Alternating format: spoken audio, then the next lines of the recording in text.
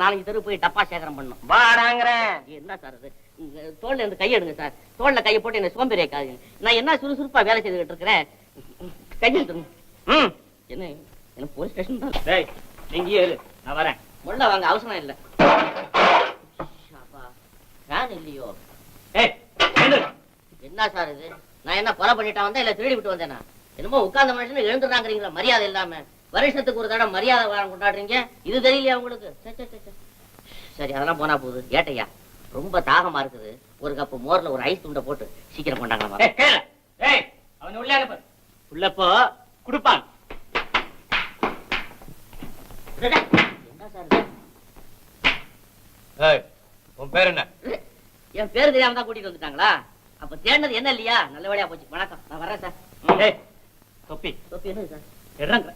தொப்பி உன் பேர் என்னடா? குச்சிக்கிட்டாதீங்க. என் பேர் கொட்டமுத்து.